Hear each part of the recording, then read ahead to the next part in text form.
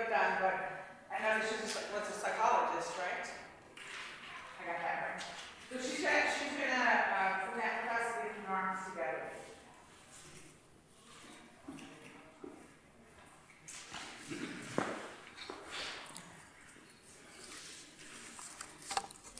Sego, Skenagal, greetings, great peace.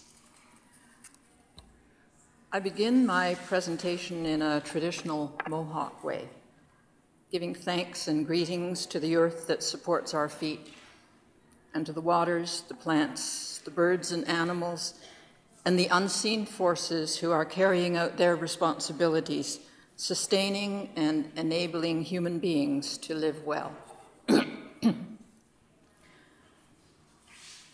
And we reach deep into our hearts to find the finest words to give thanks to Sekondiso, the creator of all, whose face we will not see.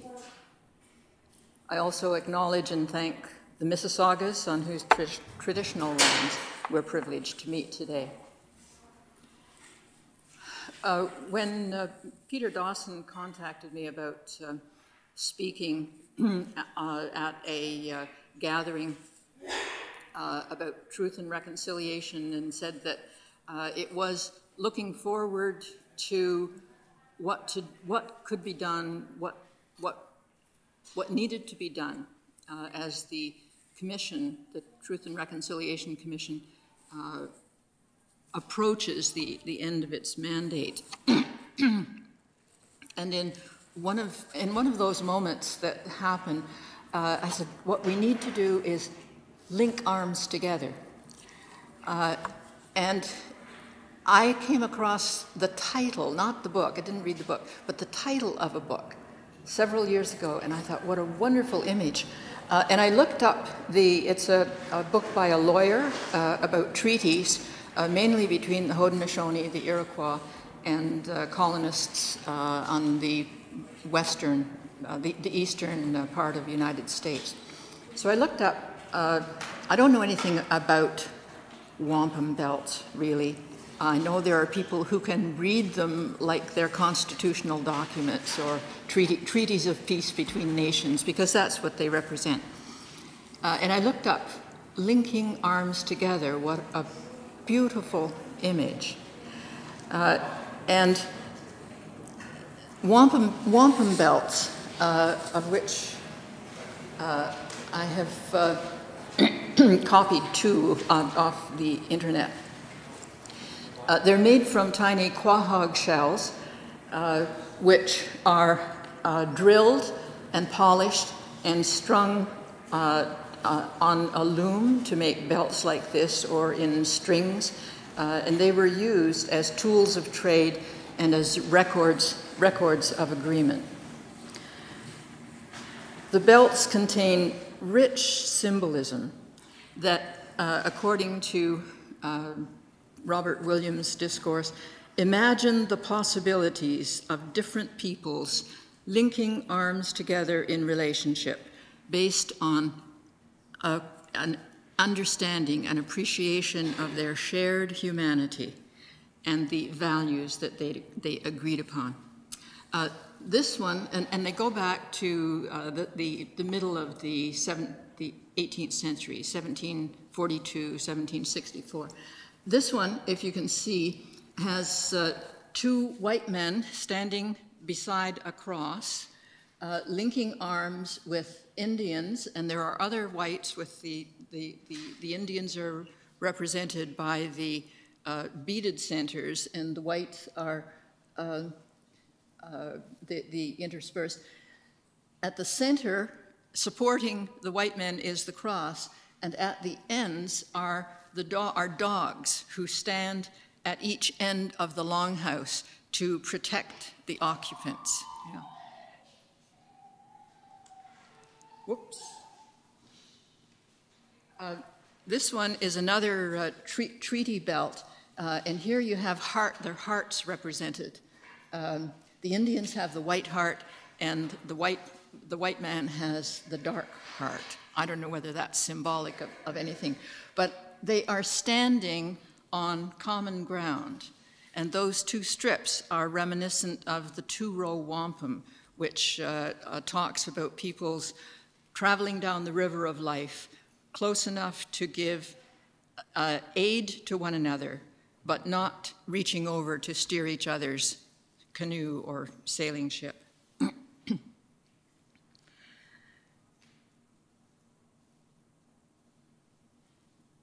And as I thought about these images of linking arms together, what came to mind also was the images of the round dances that were pulled together by the Idle No More movement, young people across Canada. We saw youth and elders, Aboriginal and non-Aboriginal people, Christians and pagans, citizens in cities where young Aboriginal students have a very tough time, like Winnipeg. They were linking arms together in malls and on bridges, blocking traffic sometimes, congregating in public places, and joining in round dances, calling for justice and peace. I was reminded of a similar movement in Australia called the Sorry movement. There was a public inquiry into the inhumane treatment of Aborigine children, particularly those of mixed heritage, who were removed from their families, placed in institutions, and then farmed out almost as slaves to white households. The inquiry recommended an apology and reparations, and the government response was, no way, we're not saying sorry. But there were citizens, there were people who read the report, who knew about the report, and in response, tens of thousands of Australian citizens signed sorry books. They declared a sorry day, and they gathered in their thousands on the bridges, these iconic bridges that you saw in the Olympics of Australian cities, with signs and proclamations of their own. We are sorry. Yeah. I don't know that the sorry movement, like all movements, it grows and moves, and then you hear less about it. But like the Truth and Reconciliation Commission or so many other of the movements and projects that we've worked on in our lifetimes, they make their impact. They have ripples outward. They change people. As the Truth and Reconciliation approaches the end of its mandate, I wonder, as I'm sure many other people who have contributed to it wonder, will this commission have more of an impact, a lasting impact, to change relationships than all the commissions and the Royal Commission on Aboriginal Peoples that John and I worked on so diligently for years? Is it going to make a difference? Because we know, and every year more reports come out about the poverty and exclusion, the overrepresentation in prisons, the violence against women, and the blaming of First Peoples for whatever misery they are experiencing. When the desperate situation of an Aboriginal community, especially when it affects children, and children are revealed in the newsreels, when these are exposed on the evening news, it touches the heart of the nation because it contradicts who Canadians say that they are, a just and caring people who have created now one of the 11 best countries in the world in which to live.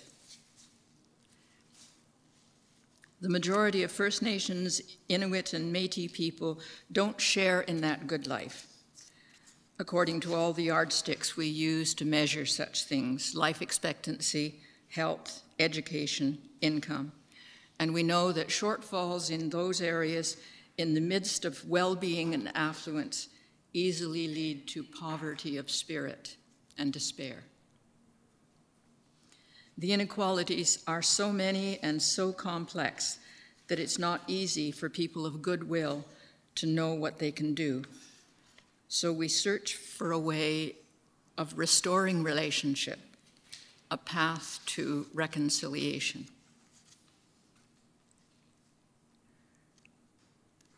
As the residential school settlement was announced, I heard people from the government, I think including the Prime Minister, talk about closing a sad chapter in Canada's history. And I think that has been one of the misconceptions, the errors that the Truth and Reconciliation, Justice Sinclair, Marie Wilson, and Chief Littlechild have struggled with. Yes, it grips the heart to see children suffering or having suffered, and to see those impacts reverberating through generations.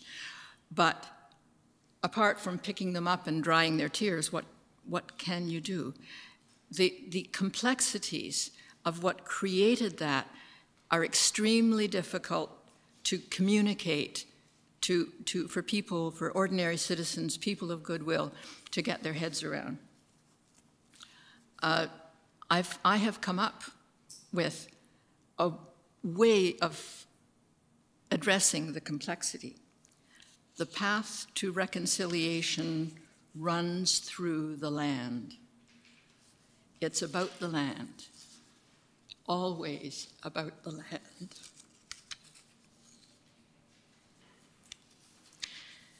For 250 years, confrontations between Aboriginal peoples and settlers and their governments have been about the land.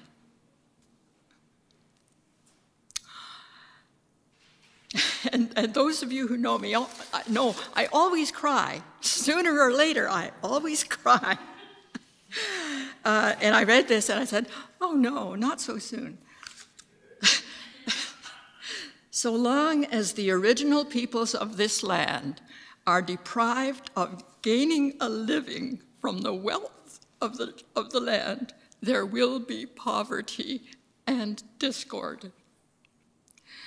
So long as Canadian citizens are deprived of knowledge that the disadvantage of Aboriginal peoples is constructed and maintained in their name,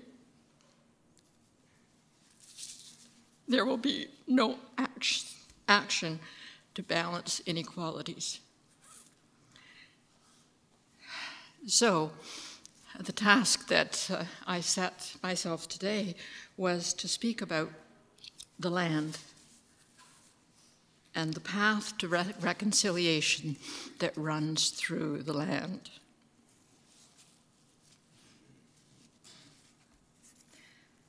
The differing relationship and views of the land between settler society and First Peoples. We've heard about it. We heard the teacher talking about the children in their books, or the memory books about childhood, and it's on the land. The differing views of lands and human beings' relationships to the land were not problematic at first. It was possible for peoples of different cultures, of different languages, different ways of using the land, relating to the land, to come together and link arms together. And in this case, saying, we have something in common. We stand on the same earth, you know?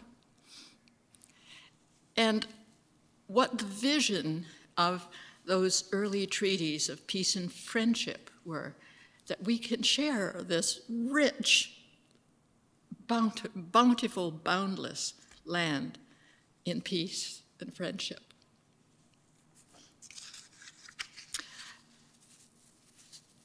But as the number of settlements grew, so did the hunger for lands on where First Nations made their living.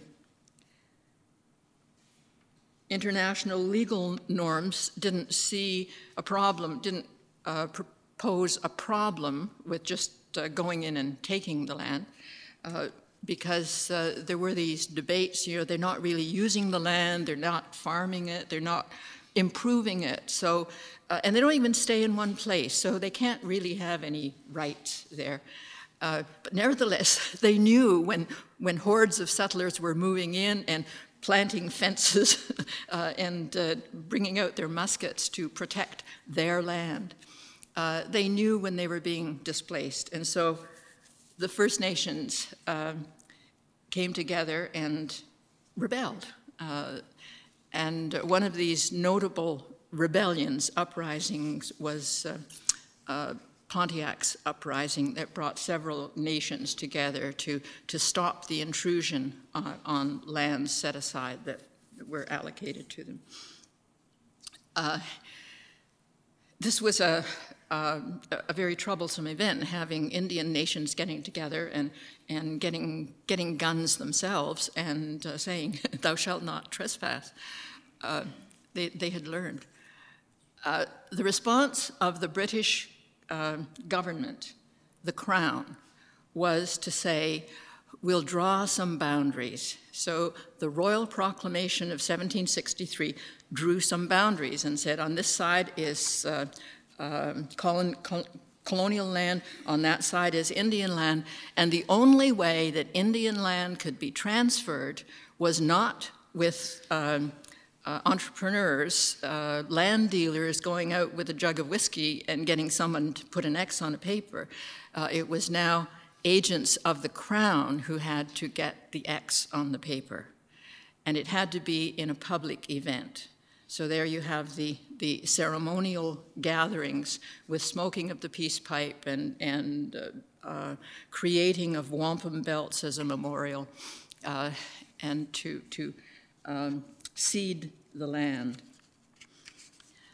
The Royal Proclamation, which said fundamentally two things of importance for Indian land, was first that the Indian tribes and nations shall not be disturbed in possession of their lands. And the only way that lands can be transferred is in a public event with the leaders of the collective, and the deal is made with the Crown. And that's the basis of the treaties in Canada. The problem is that the Indians and the governments had different understandings of what the proclamation protected. And that was a good thing that things were pretty vague, because the Royal Proclamation got included as a reference in the Constitution of 1982. And that's why we've had this real spate of litigation going up to the Supreme Court. You know, what does this protection of treaty, indigenous rights and treaties mean? What basically the Indians, the First Nations, say is that if we haven't made a treaty, if we haven't ceded the lands, we still have our Aboriginal rights and we own them. And the government has said, no, you don't.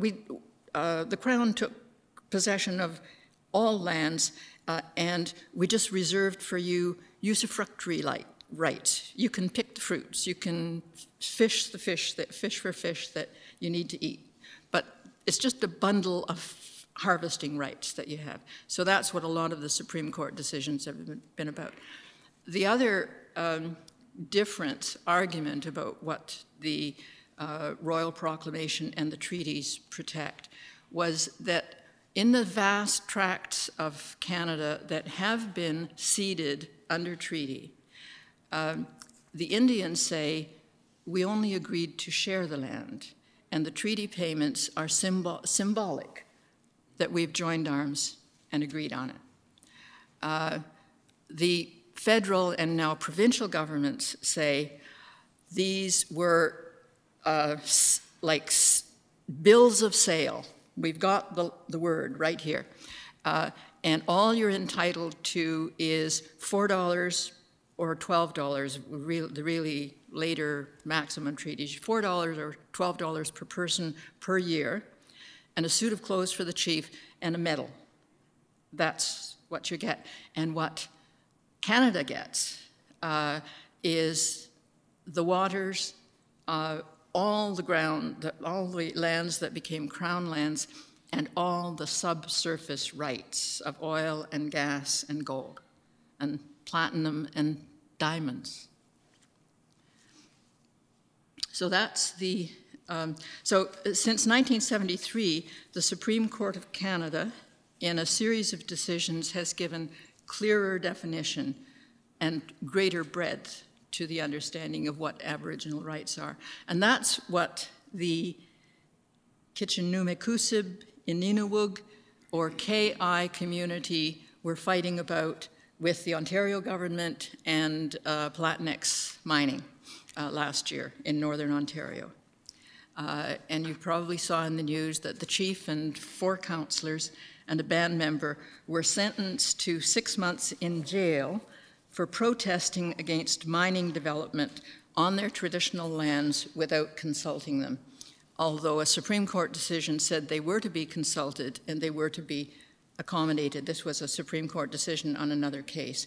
And their treaty also indicated that when there was development, they should benefit from it. So the court injunction stopped them protesting, threw them in jail. The KI community appealed the jail sentence and won on the grounds that the punishment was excessive.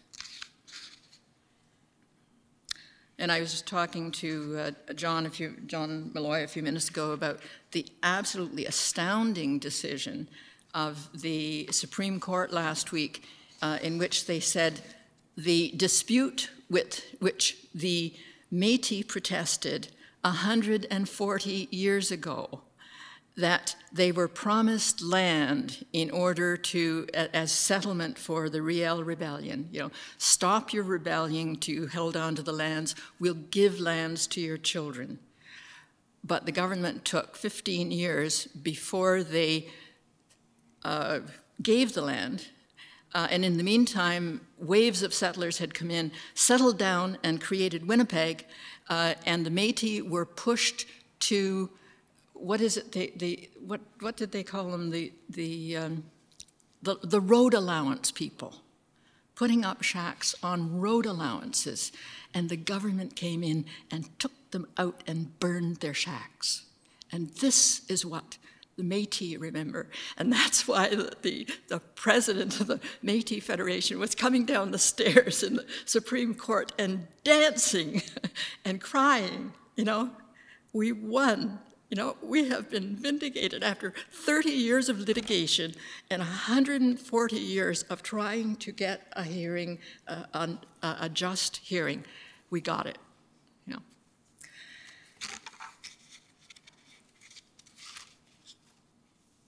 It's all about the land, but does the abuse of children in residential schools go back to the land?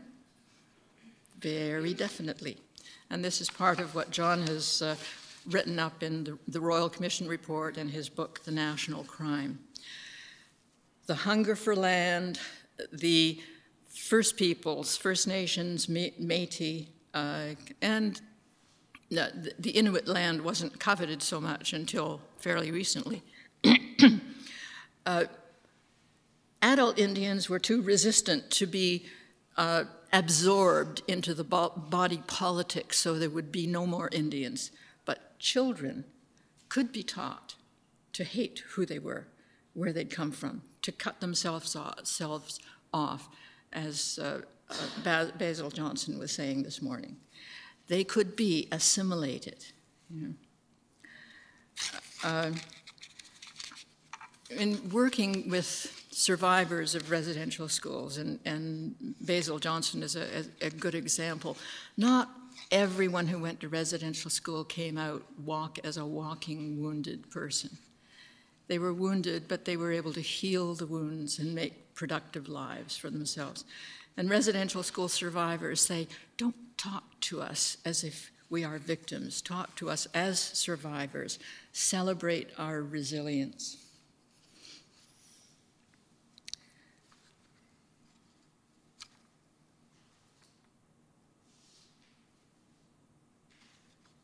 Where injuries were suffered and were thought to be compensated. The standards of the time about how much you could beat a child who didn't answer properly in school were very different from what they are now. But even under the standards of the time, there were children as adults who could bring evidence satisfactory to adjudicators that they had suffered damage. But the statement, that those violations of law injuring children, or the thought that by compensating, by paying out $20,000 to $25,000 to 80,000 survivors, that somehow you are going to heal the rift of humanity that this nation carries is just a wrong way of going about it. The Royal Commission had as its overarching theme the restoration of relationship, joining together. But I'm trying to leap through many details that I put on here. I wanted to talk about Attawapiskat and what happened. The pictures of Attawapiskat touched the heartstrings of people, brought criticism. The response of government was, we gave them $90 million, and what did they do with it? Things are in a mess, it's got to be their fault. We'll do an audit and we'll send in a manager to fix things. As I understand it, it was just bureaucratic snafus that couldn't get houses that were already promised to Attawapiskat before winter freeze-up came along. Yeah. There was another drama playing out at the same time, led by the children of Attawapiskat. Shannon Kustashian, a 13-year-old in the community, had started a movement in social media in 2008 to replace the elementary school that had been condemned 8 years earlier and replaced by portables, which were progressively falling apart. They were inadequate in the first place, and then they were falling down. Shannon's campaign on behalf of First Nations children for safe and comfy schools and culturally relevant education was taken up by children across the country, and then their teachers, and then the school boards, and then or teachers' associations and school boards, and then the provincial advocate for Ontario looked into it, and he wrote a report saying, this is, I don't suppose he used the word a provincial crime, a national crime, but saying, these children are telling adults a truth that needs to be heard. Well, Shannon died in a car accident. Shannon's dream continued, and there are now walks, Shannon's Dreams walks, across the country. And last February, I guess, I saw all the children from all the schools on the Tyendinaga territory walking with T-shirts that said, "Our dreams matter too." And in February 2012, a private member's motion was adopted by all parties, but not all cabinet ministers, in the House of Commons, declaring all First Nations children have an equal right to high-quality, culturally relevant education. But when you come down to say, does this mean that children in First Nations schools get funding on a par with provincial schools? The answer is, we are doing a great deal. We have built X number of schools, and we're working all the time to improve things. But there is no response to the question, what about the partial funding for education that goes to Indian children as compared to what goes to children in provincial schools? Now, consider that just upriver from the housing crisis at Attawapiskat, the children's Shannon's Dream movement at Attawapiskat, just upriver is the KI community, which is out on the land saying, our treaties say that you can't come and dig up our territory and extract all the wealth and ship it off to Toronto or wherever without engaging with us. And why then was a chief who had the moxie to bring the case of her community to the public, why has she been vilified and attacked? Why, in public forums is she targeted? Maybe, could it be that protests of uppity northern communities contesting government management and violation of their rights would be very inconvenient, and it might drive away the mining companies, even though the wealth is there underground. So I wonder, will the TRC be more successful than previous commissions and inquiries in dispelling the stereotypes that cast Aboriginal people in the role of savages outside the Palisades, backward children in need of civilizing, burdens on the public purse, or especially since Oka, threats to peace and good government? When Aboriginal eke out an existence as impoverished individuals on the margins of urban industrial society, they're not much of a threat. When they assert that they are nations with collective identities and historic rights, when they form coalitions to press their claims and seek redress under law and support in international forums, they become a threat to the status quo, and they have to be undermined by whatever means, including character assassination of people like Cindy Blackstock, head of the First Nations Child and Family Caring Society.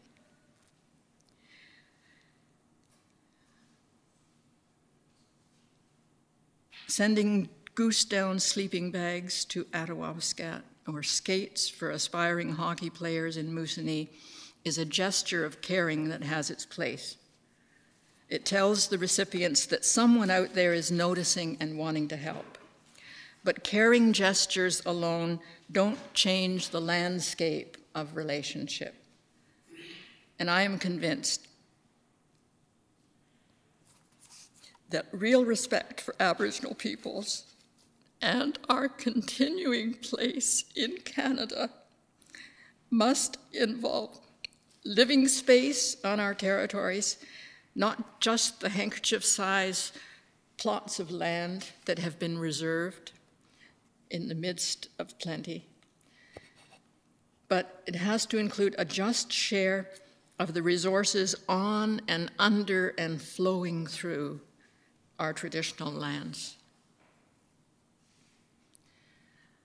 How do we accomplish that? I'm not sure that masses of people with placards saying, "We are sorry," but there has been a softening in Australia of the exclusionary and oppressive policies affecting Aboriginal people. They, like Canada, they have a long way to go. But the notion that protest and revealing the realities of Aboriginal life and the consequences of residential school so long as they are denied and oppressed, then citizens of goodwill across Canada will not know what's being done in their name. So I think that the time has come to link arms together, Aboriginal and non-Aboriginal, rural and urban, young and old, Christians and pagans, to say enough is enough. Thank you.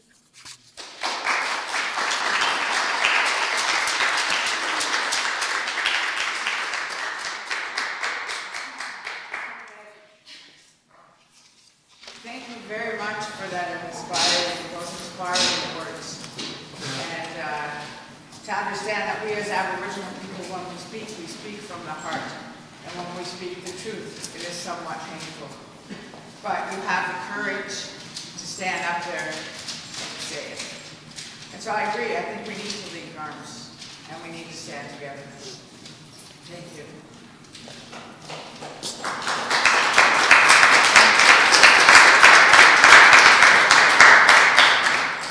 Well, this has been an amazing day of information and sharing of things that have been rolling in on top of each other. Like it was meant to be that way. So I get to introduce David McDonald. Oh, there he is. Well, actually, he's the Honorable David McDonald, Special Advisory Committee of Indigenous Justice and Residential Schools for the United Church of Canada. No, there's a whole list of things I can say about it, including the year he was born and where, but Prince Edward Island is where he hails, and I say yay, because I come from Nova Scotia, so, you know, we're going to link arms for sure. He was first elected into the House of Commons in 1968 in Prince Edward Island. And it keeps going on. And he lost his seat, but he ran again, and it goes on. And this is hard too. See, I didn't read this all that, but anyway, it says he's an MVP, right? Yes. Okay, and he's going to talk to us about the United Church of Canada and the reconciliation. You can tell us anything else you might want to know about what he's done. Come on up.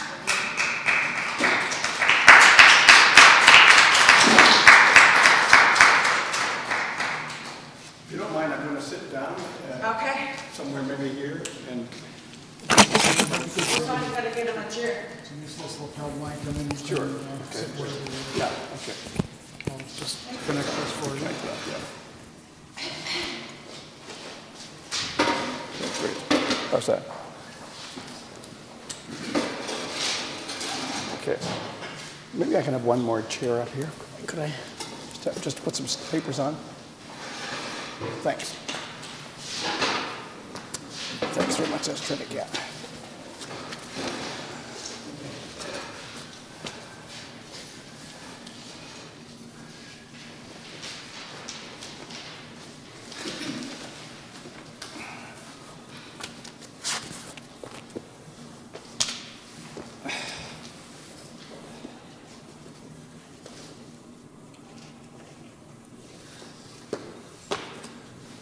Okay, can everybody hear me here?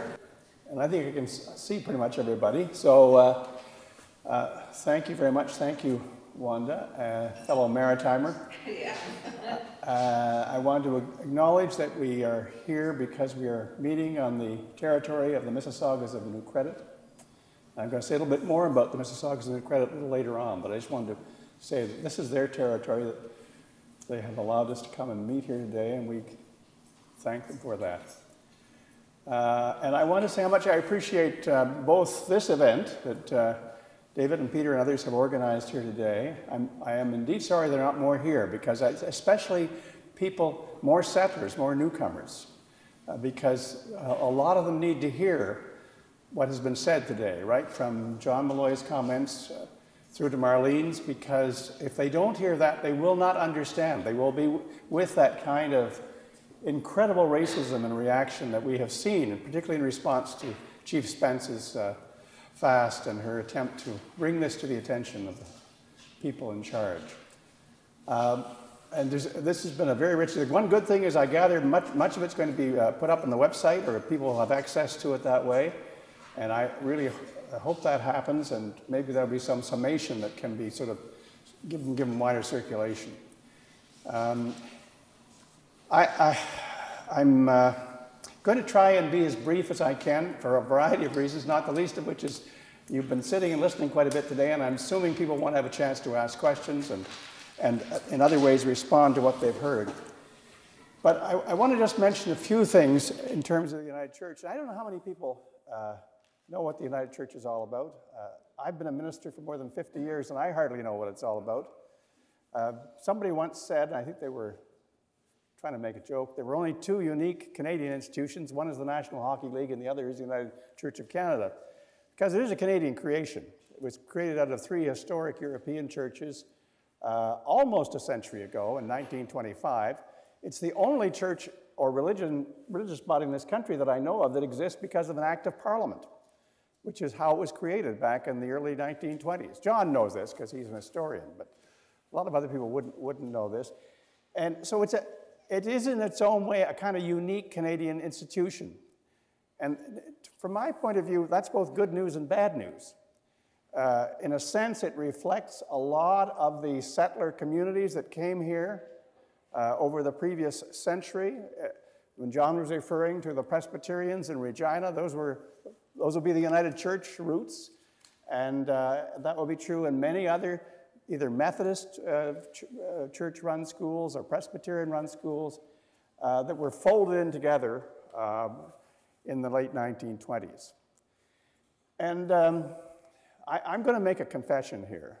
I know confession is more a Roman Catholic thing than it is a Protestant thing, but I think confession is likely a good way to clear the air. Wanda has indicated that I spent far too much of my life as an active politician, as a member of Parliament, and I started out as a United Church minister. So as one person said to me one time that I met just quite incidentally, an older woman, you know, we were traveling on a plane together, and she sort of said to me, "What do you do?" And I said, "Well, I'm a member of Parliament." "Oh, and what did you do before you became a member of Parliament?" I said, "Well, a United Church minister." "Oh my God," she said. "My mother always told me never to talk to a stranger about religion and politics. What in the heck will we talk about?" So I kind of carry both those burdens for quite a long time. I got elected actually first one in 1965. And if you do the math, and John's already laid it out, residential schools were very much alive and well in the mid-1960s. I was there through the late 60s, through the 70s, out for a while in the 80s, back in the 90s. Do you want to know how often, as a member of Parliament, and I had, by the way, a Mi'kmaq community in my riding that I became very close to. I spent a lot of time working with the folks that lived on Lennox Island. I don't know whether anybody here knows Lennox Island, but it's actually doing pretty well these days. But it had its rough patches during the 60s and 70s. And I spent a fair bit of time also talking to some of the regional chiefs and about a whole bunch of different things. In all that time, do you know how often residential schools came up? Guess. That's right, David's got it right. Not even once. I was as shocked as anybody, first of all, to discover that in the late 90s, the United Church ran a bunch of these schools across the country, mostly in Western Canada, one many years ago in Southern Ontario. And when I was asked to help the United Church deal with the explosion of lawsuits in the late 1990s, around 1998, just after our second apology, I couldn't believe what was actually happening. That there were hundreds and ultimately thousands of people who were coming forward and saying, "We were in those schools, we were criminally, sexually, physically, psychologically abused, and now you have to accept responsibility for that." I can tell you in the early years, 2 or 3 years, when somebody asked me what I was doing those days, I said, "Well, I'm working with the United Church on the legacy of residential schools." they look at me and say, "You poor soul, what is it you can possibly do?" And I'll have to make a second confession. You know, after a few years, I really wondered the same thing. What was there that anyone could do except settle lawsuits? We had the highest profile court case so far in the history of residential schools, the Blackwater case, where about 30 former students of the Alberni Residential School, which we ran on the west coast of British Columbia, came forward and sued the United Church of Canada and the Government of Canada for the abuse they had suffered in that school, mostly due to one pedophile. But it was something that was off the radar screen. I mean, take a step back for a second and think about the United Church. Through history, we've kind of been seen as the left-leaning, the NDP at prayer kind of church, where actually I have to make a confession. I started out as a progressive conservative member of Parliament, and I was there for about 20 years as an MP. And then in the end of my career, I gave up on them and I joined the NDP. And I got hundreds of letters from United Church people saying, "Thank God you came to your senses."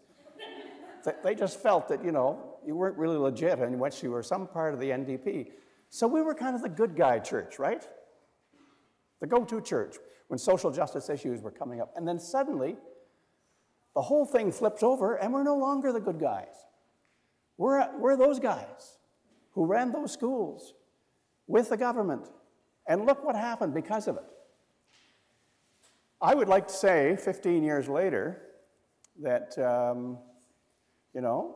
we've overcome that people now have finally sort of said, well, thank goodness we dealt with that. But I don't think that's really true.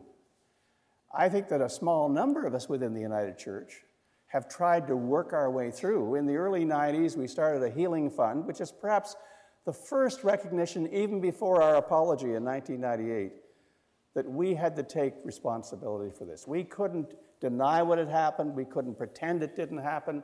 We could not deal with it. But that was only the beginning of a very steep learning curve. And I guess up until about 2003, about 10 years ago, we were still struggling. We were trying to find easier ways to settle lawsuits. We were dealing with what was called the alternate dispute resolution process, which had come out of some pilot dialogues that we'd had, pilot exploratory things to see how we wouldn't re-victimize people who'd already had the pain and the suffering of what had happened to them in our residential schools. Well, in 2003, something very important happened for us in the United Church. Every 3 years, we have what's called a general council. That brings together 500 or 600 people from across the country to make the big decisions for the United Church. And as we were heading into that 2003 meeting, and that one happened to take place in the Maritimes in Wolfville, we wondered, who could we have come and speak to us? Because we needed to know more, and we were sort of struggling.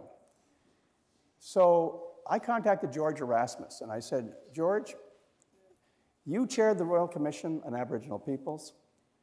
You've now been heading up the Aboriginal Healing Foundation for the last 5 years.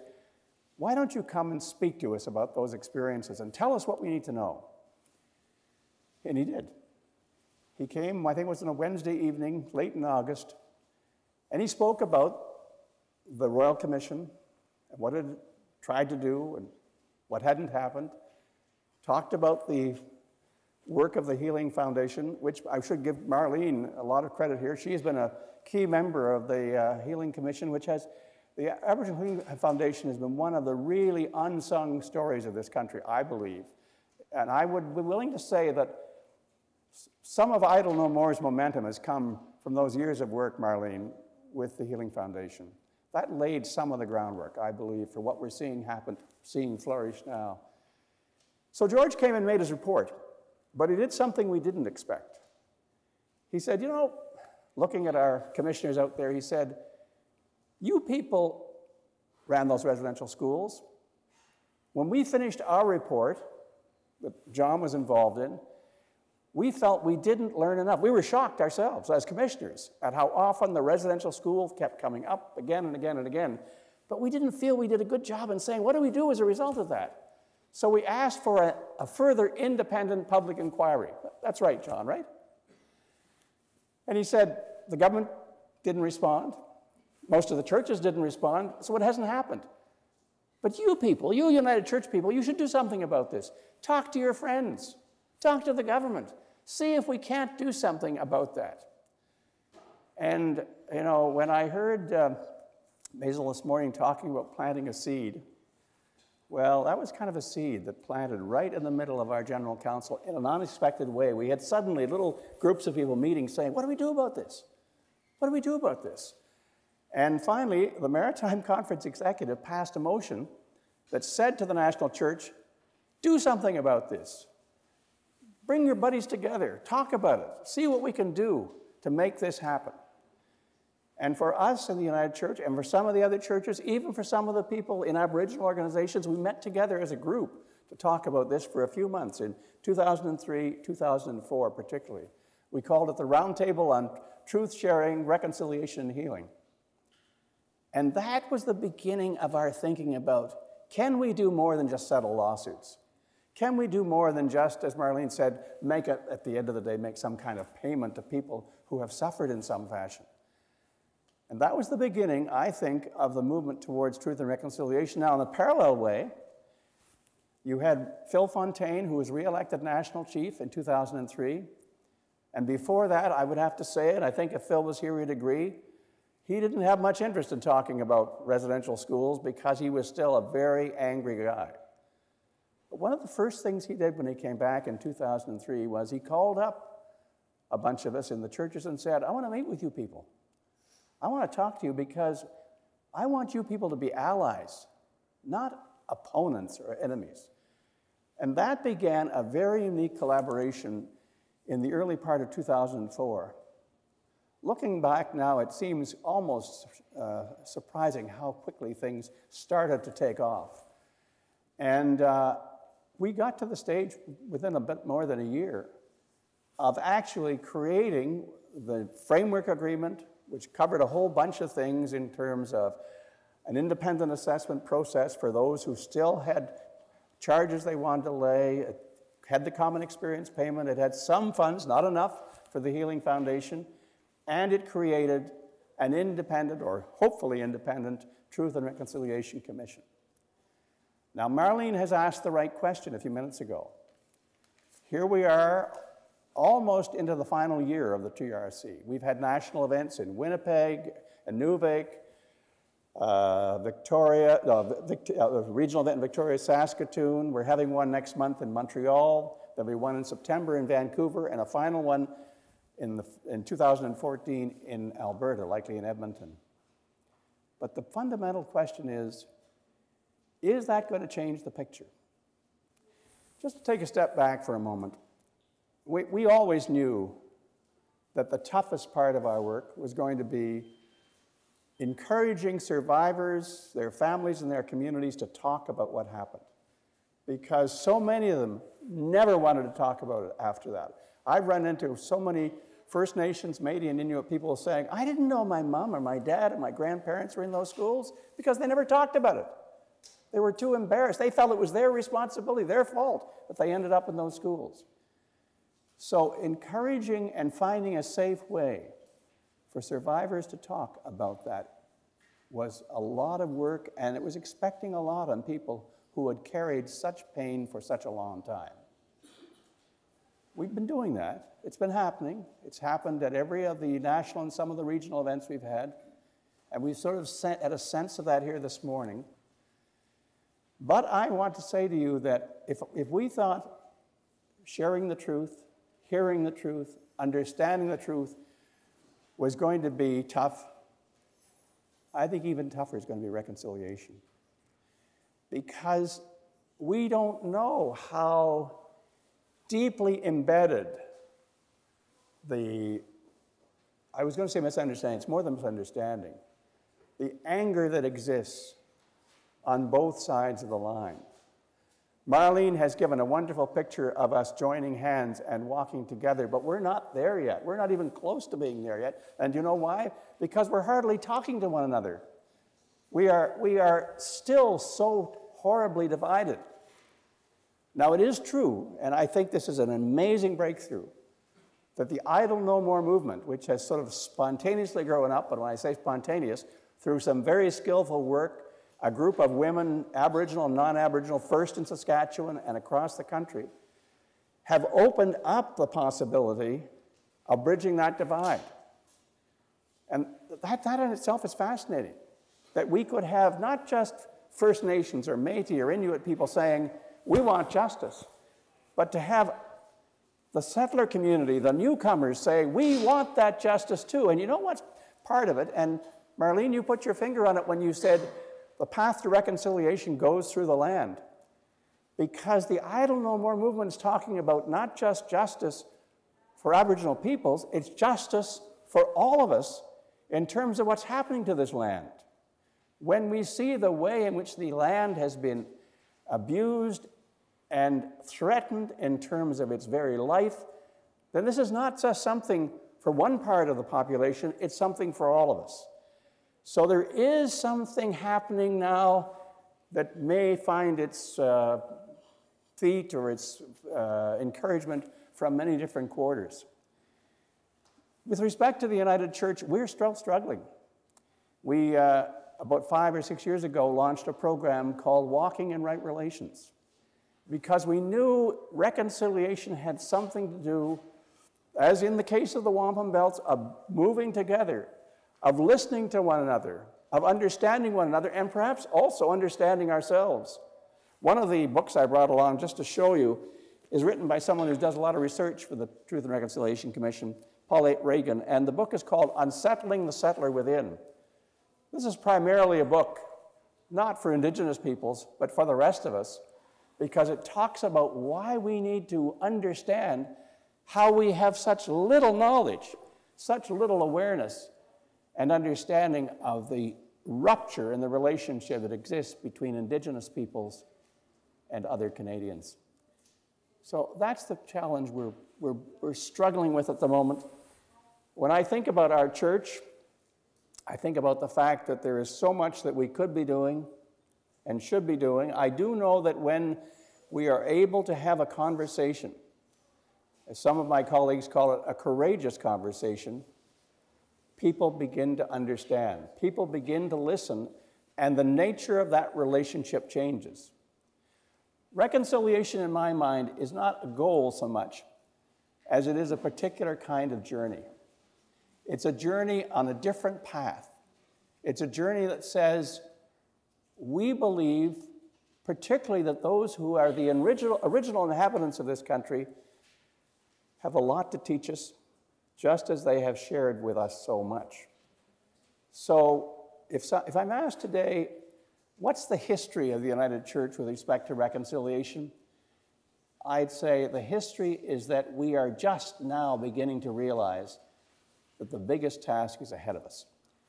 I hope that I'm not just talking about the United Church, I hope I'm talking about a lot of people, people of other faiths or people of no faith, who believe that the quality of life in this country is important, not just for some people, but for each one of us. So thank you very much for listening to me, and I appreciate the opportunity to share this afternoon.